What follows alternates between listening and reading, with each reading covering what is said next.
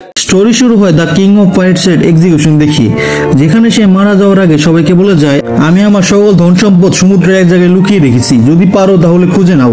এটা শুনে সবাই সমুদ্রে বেরিয়ে পড়ে তার ধন সম্পদ খুঁজতে। এভাবে শুরু হয় দ্য গ্রেট পাইরেট এরা। এরপর আমাদের ছোট্ট একটা গ্রাম হারবোরকে দেখানো হয়, যে গ্রামকে রেড হেয়ার পাইরেটরা 1 বছর ধরে তাদের বেস হিসেবে ইউজ করছে। এরপর আমাদের ছোট্ট একটা ছেলে মানকি ডি লুফিকে দেখানো হয়, সে হাতে ছোট্ট একটি ছুরি নিয়ে রেড হেয়ার পাইরেটদের বলছে, আমাকে তোমাদের ক্রু জয়েন করতে দাও।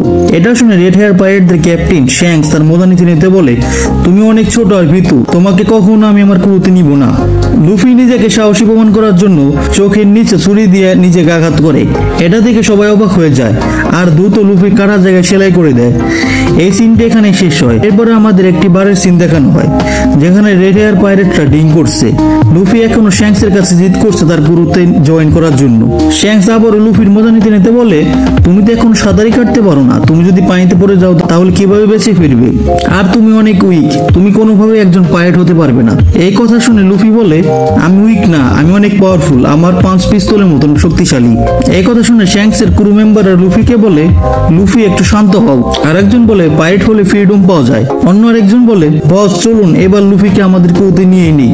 এসব কথা শুনে লুফির মনে একটু লাড্ডু ফুট থাকে যে এবার তাকে তাদের ক্রুতে নিয়ে নিবে, কিন্তু শ্যাঙ্কস আবারও তাকে মানা করে দেয়। বেসিক্যালি শ্যাঙ্কসের ক্রু মেম্বাররাও এখানে লুফির মজা নিচ্ছিল। যাই হোক, শ্যাঙ্কসকে না মারতে পারে লুফি বিরক্ত হয়ে সেখান থেকে চলে যেতে থাকে এবং বলে, এতবার বললাম, নিজের মুখে স্ট্যাবও করলাম, তাও আমাকে তার ক্রুতে নিল না। এই কথাগুলো বলেই লুফি সেবার থেকে চলে যেতে থাকে। লুফিকে চলে যেতে দেখে শ্যাঙ্কসের right hand man Ben Beckman লুফিকে আটকিয়ে বলে, ক্যাপ্টেন সবার জন্য যেটা ভালো সেটাই করে, পুরো ক্রুর সেফটির দায়িত্ব তার কাছে। পাইরেট হওয়া কোনো মজার বিষয় না, পাইরেট হলে hostage taking, fight, drinking, swimming আর অনেক কিছুই করতে হয়। ক্যাপ্টেন জানে যে সমুদ্রেতে কি রকম বিপদ রয়েছে, তুমি সেখানে একটা ভুল করলে মারা যেতে পারো। বেসিক্যালি এখানে বেন বেকম্যান লুফিকে বোঝাচ্ছে পাইরেট হলে কেমন বিপদ হতে পারে। তাদের কথার মধ্যে বারের মালিক মাকিনো চলে আসে এবং বলে, ক্যাপ্টেন শ্যাঙ্কস, আমি খুশি হলাম আপনাকে আর আপনার ক্রু মেম্বারদের এনজয় করতে দেখি। শ্যাঙ্কস কিছু বলার আগেই কিছু মাউন্টেন ব্যান্ডেড বারে ঢুকে পড়ে আর তাদের ক্যাপ্টেন হিগুমা 10 বেরিয়ার বিয়ার অর্ডার করে। মাকিনো বলে, বিয়ার তো কেবলই সব শেষ হয়ে গিয়েছে। এটা শুনে সকল মাউন্টেন ব্যান্ডেড অনেক রেগে যায়। এদিকে লুফিকে আমরা একটা অদ্ভুত ফল খেতে দেখি। শ্যাঙ্কস হিগুমাকে বলে, আসলে আমরা সকল বিয়ার খেয়ে ফেলেছি, তার জন্য দুঃখিত। শ্যাঙ্কস 1 বোতল বিয়ার হিগুমার দিকে বাড়িয়ে দিয়ে বলে, এসো বাকি যা আছে আমরা একসাথে মিলে খাই। এই কথা শোনার পর হিগুমা আরো অনেক বেশি রেগে যায় আর সেই বিয়ারের বোতল শ্যাঙ্কসের মাথার উপর মারে। তারপরে সে বলে, 1 বোতল বিয়ার দিয়ে আমার কি হবে? এই দেখ, আমার উপর 8 মিলিয়ন বেরির ওয়ান্টেড পোস্টার রয়েছে, আমি একজন ওয়ান্টেড পারসন, আমি তোর মতন 56 জন পাইরেটদের হত্যা করেছি, তোকে জানি পরের বার এই ভিলেজে না দেখতে পাই, আর যদি তোকে আমি পরের বার আমার চোখের সামনে দেখি তাহলে তোকে আমি সেখানে মেরে ফেলবো। এইসব কথা বলে হিগুমা আর তার দল সেখান থেকে চলে যায়। সকল মাউন্টেন ব্যান্ডেডরা চলে যাওয়ার পরে শ্যাঙ্কস আর তার সকল ক্রু মেম্বাররা হাসতে শুরু করে। এসব দেখে লুফি ভীষণ রেগে যায় আর বলে, তোমাদের এইসব মজা মনে হয়? তোমরা কিসের জন্য ওদের সাথে ফাইট করলে না? ওরা তোমাদের ভীতু ভাবলো, ওরা তোমাদের আউট নাম্বার করে দিয়েছিল আর ওরা দেখতেও স্ট্রং ছিল, তাতে কি হয়েছে? কোন ধরনের পাইরেট নিজেকে এইভাবে অসম্মান করতে দেয়? তোমরা হলো সকল পাইরেটদের নামে কলঙ্ক। এটার জবাবে শ্যাঙ্কস শান্তভাবে বলে, যখন তুমি বড় হবে তখন তুমি বুঝবে আমি এটা কেন করলাম। এটা বলে শ্যাঙ্কস যখন লুফির হাত ধরে তখন লুফির হাত বলতে শুরু করে, যা দেখে লুফি, শ্যাঙ্কস আর বাকি সবাই অনেক অবাক হয়ে যায়। শ্যাঙ্কস বলে, ওর হাত বলতে শুরু করেছে? লুফি অবাক হয়ে যায় আর বলে, আমার সাথে এইসব কি হচ্ছে? তখন শ্যাঙ্কসের একজন ক্রু মেম্বার যার নাম লাকিরু, সে বলে, এটা এখানে নেই, যে গাম ফুড আমরা এনিমি শিপ থেকে চুরি করেছিলাম সেটা এখানে নেই। লুফি, তুমি এটা খাওনি তো? লুফি বলে, আমি মিষ্টি জাতীয় কিছু খাওয়ার জন্য এটা খেয়েছিলাম, কিন্তু ওটার স্বাদ একদমই বাজে ছিল। এটা শুনে শ্যাঙ্কস চিল্লিয়ে বলতে শুরু করে, তুমি কি জানো তুমি কি খেয়েছো?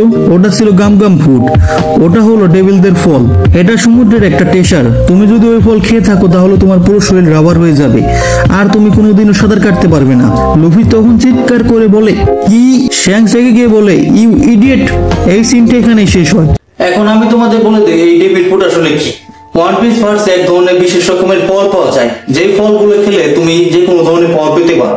এখন তুমি কোন ধরনের পাওয়ার পাবে সেটা ডিপেন্ড করে তুমি কোন ধরনের ফল খাচ্ছ। যেমন তুমি যদি লাইট ফুড খাও তাহলে তোমার কাছে লাইটের শক্তি চলে আসবে, তুমি নিজেই লাইট হয়ে যাবে। তেমনি তুমি যদি ফায়ার ফুড খাও তাহলে তোমার কাছে ফায়ারের পাওয়ার চলে আসবে। আর একটা কথা, তুমি যদি একটার থেকে বেশি ডেভিল ফুড খাও তাহলে তোমার পুরো বডি ব্লাস্ট হয়ে যাবে আর তুমি সেখানেই মারা যাবে। আর এই ফলগুলো খাওয়ার আর একটা ডিসঅ্যাডভান্টেজ হলো তুমি তোমার সারা জীবনে কোনোদিন সাঁতার কাটতে পারবে না। এখন এখানে লুফি গিয়েছে দা গাম গাম ফুড বা গমু গমু নুমি। এই ফুডের পাওয়ার হলো এই ফুড তোমার পুরো বডিকে রাবারে পরিবর্তন করিয়ে দেয়, আর তোমার বডি তুমি যতটা চাও ততটা স্ট্রেচ করতে পারবে। আশা করি আমি তোমাদের জিনিসটা বুঝতে পেরেছি। এখনো যদি কেউ না বুঝে থাকো তাহলে কমেন্ট বক্সে বলে যেও, আমি তোমাদের বোঝানোর চেষ্টা করব। এখন আবার মাঙ্গা এক্সপ্লেনেশনে ফিরা যাক। এরপরে আমাদের কিছুদিন পরে সিন দেখানো হয়। এর মধ্যে শ্যাঙ্কস আর তার ক্রু মেম্বাররা তাদের পরবর্তী রেডের জন্য চলে গিয়েছে, আর লুফি মাকিনোর সাথে বসে বসে কথা বলছে। তাদের কথার মাঝখানে সেই মাউন্টেন ব্যান্ডেট গুলো আবার চলে আসে আর বিয়ারের অর্ডার দেয়। ওদের দেখে লুফি সেই দিনের কথা মনে পড়ে যে ওরা কিভাবে শ্যাঙ্কসকে অপমান করেছিল। এর জন্য লুফি ওদের সাথে ফাইট করতে শুরু করে।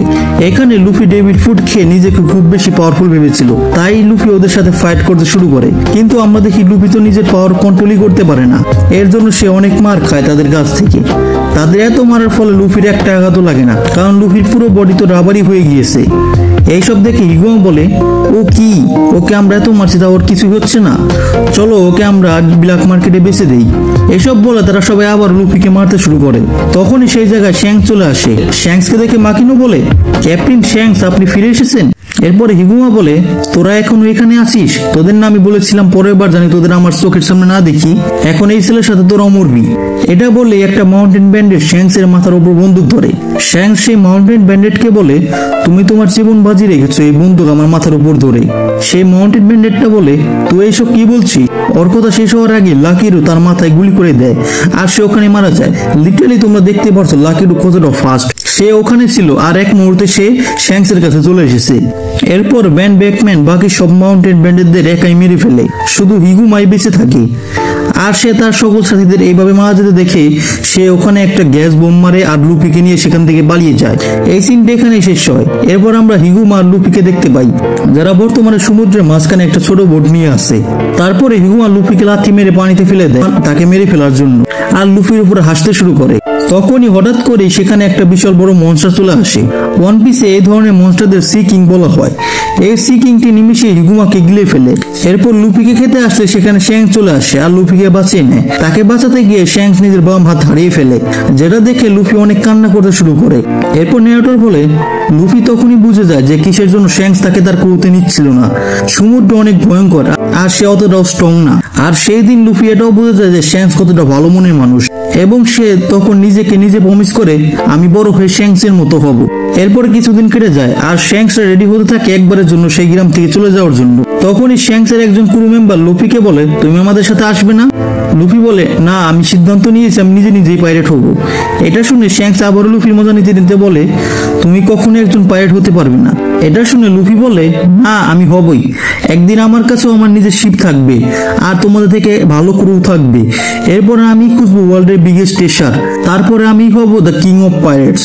এটা শুনে শ্যাঙ্কস খুশি হয়ে নিজ স্ট্র হেডটা লুফিকে পরিয়ে দেয় আর বলে, আচ্ছা তাহলে যেদিন তুমি একজন ভালো পাইরেট হয়ে যাবে সেই দিন তুমি আমাকে এই হেডটা ফিরিয়ে দিও।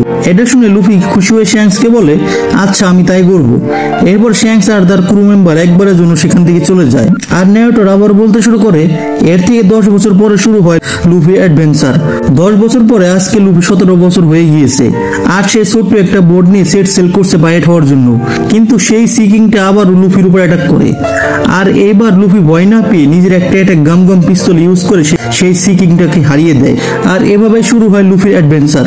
এরপর এভাবে কিছুক্ষণ চলে যায় আর লুফি একটু গভীর সমুদ্র দিকে গেলেই তার বোর্ড একটা জায়ান্ট ওয়ারপুলের মধ্যে পড়ে ধ্বংস হয়ে যায়। সো গাইস, আজকে মাঙ্গা এক্সপ্লেনেশনটা এই পর্যন্তই। আজকে আমি শুধু মাঙ্গার চ্যাপ্টার নাম্বার 1 আর এনিমির এপিসোড নাম্বার 4 এক্সপ্লেন করেছি। এরপরে ভিডিওতে আমি পুরো রোম্যান্স ডাউন আর্কটাকে কভার করব। সো তোমরা যদি ওই ভিডিওটা দেখতে চাও তাহলে আমার চ্যানেলটাকে সাবস্ক্রাইব করে দিও। আর আজকে ভিডিওটা যদি তোমাদের ভালো লাগে তাহলে অবশ্যই এই ভিডিওটাতে একটা লাইক করে দিও। সো দেখা হবে পরে কোনো ভিডিও নিয়ে, ততক্ষণের জন্য বাই।